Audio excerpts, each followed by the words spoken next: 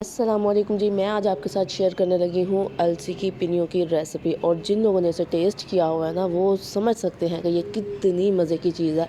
ये ना बिल्कुल चस्का लग जाता है, वो डैन वाला चस्का नहीं होता जिनको पसंद है उनको इसका चस्का लग जाता है हर सीज़न में। तो टाइम ज़ाया किए बगैर हम चलते हैं अपनी रेसिपी की तरफ। इसके लिए जो पहले मिकदारें हैं ना चीज़ों की, वो मैं आपको बता देती हूँ। 1 किलो आटा इसमें जाएगा, आधा किलो अलसी मैं इस्तेमाल कर रही हूँ, और इसमें जाएगा गुड़ जो है ना 750 ग्राम। उसके बाद 500 ml इसमें पानी जाएगा, और 400 ml इसमें जाएगा सरसों का तेल, जिसे आपने गर्म कर लेना है एक दफ़ा।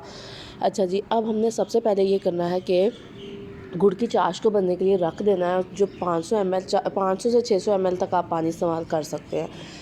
पानी में मैंने गुड़ जो है ना उसको शामिल कर देना है, और उसकी चाश जो है ना तैयार कर लेनी है। यानी गुड़ जो है ना इसको मुकम्मल तौर पर डिज़ोल्व कर लेना है इस पानी में, इसको पकने के लिए रख देना है। दूसरी तरफ जो आटा है ना उसको हमने भून लेना है, आटे को भी और अलसी को भी। अच्छा, आटे को आपने ज़रूरत से ज़्यादा नहीं भूनना, क्योंकि इसमें कड़वाहट आ जाएगी, और आपने इसको मुनासिब सा भून लेना है।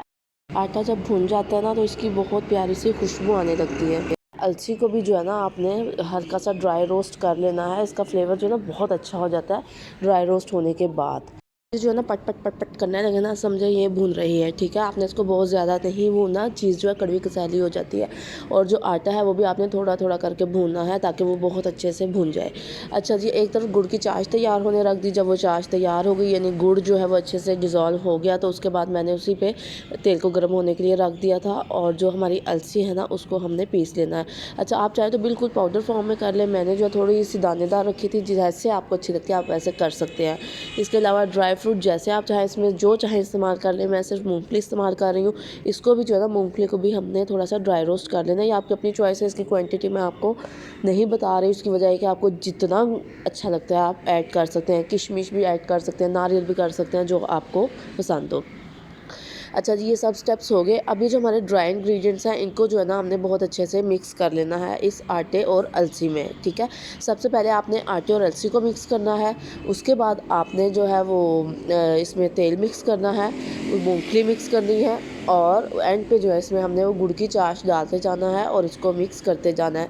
अच्छा, ये जो है ना थोड़ा सा सब्र तहम्मुल का काम है, इस लिहाज से कि इसमें थोड़ा सा हाथ जलेगा। ये थोड़ी गरम गरम होती है, तो इसमें जो है लड्डू शेप में आते हैं। अगर ये ठंडा हो जाएगा ना हमेशा, तो फिर जो है शेप बनानी मुश्किल हो जाएगी लड्डुओं की।